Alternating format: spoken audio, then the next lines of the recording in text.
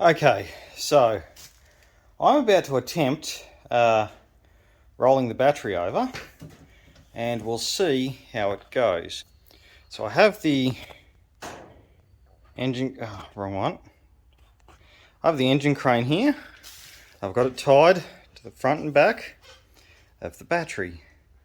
Now, hopefully, as I lift, it will lift the battery and rotate it so it ends up on its side. From there, I'm going to push it against the car and re-rig, so hopefully I'll lift the whole thing and it just rolls over. So let's see how I go.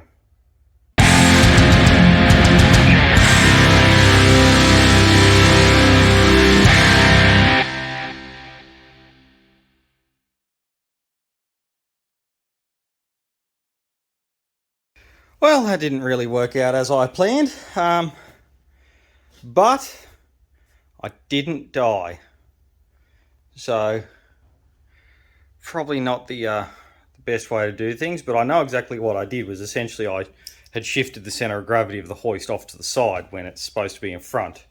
Really, if I had the room in my shed, which I don't, I would have put the hoist in from the side. Probably would have been a better way of doing things, but okay, so it is here now. Now we just need to get it back up and in an orientation that makes sense. So now that the battery's moved over there and I have a new big ding in the door that I'm going to have to fix, yeah, let's get some of this other stuff out of the way now that I have the room to get out of the way. Move the hoist back into the side and we'll see how it goes.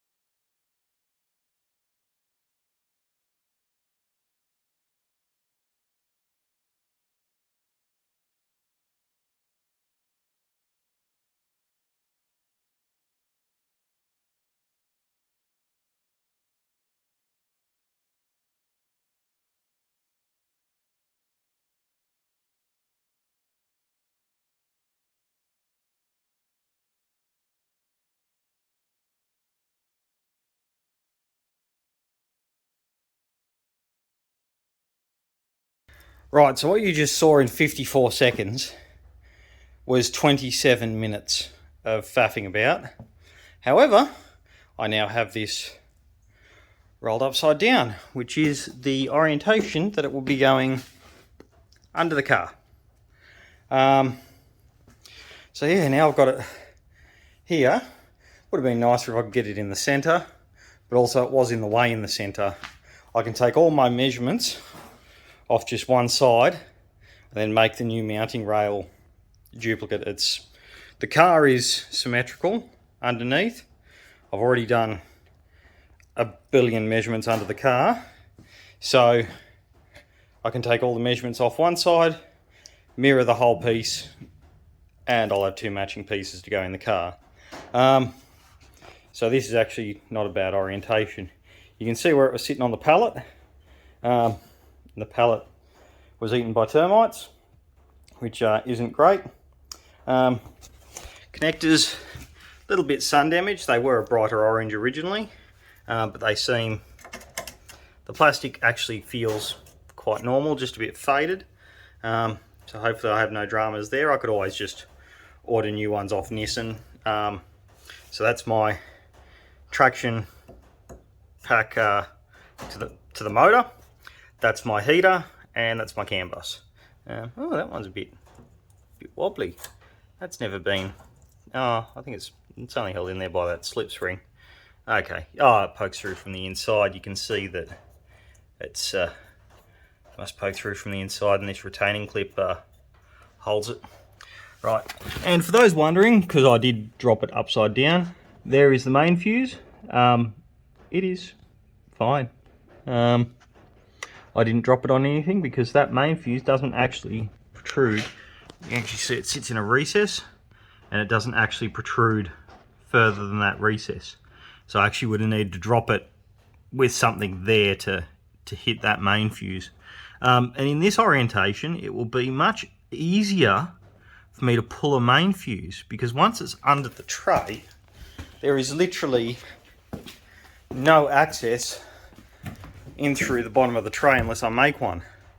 So by putting it upside down, the main fuse can still be accessed reasonably easy and I don't have to cut the tray open.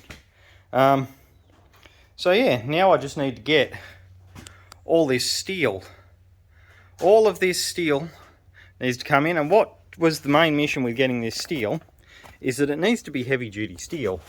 So it is 5mm wall. That is, each piece is about, well, more than I can lift by myself. So each piece is bloody heavy, more than I can lift by myself easily. And yeah, so what I'll be using this for is 2 sections will be used to make the main chassis rails going down the battery. 1 piece will be used to make some cross members to reinforce the whole structure, despite the fact the battery is somewhat structural. I don't want to rely on transmitting forces through the battery if I can help it. So I'll be making up some cross pieces. And also one of those cross pieces will serve as the shock absorber mounts. And the other piece will be replacing this. So this was originally mounted across the front of the K-frame. So I need to weld in a new piece to the body roughly here and here. So then I can line the K-frame lower mounts. You can just see one there.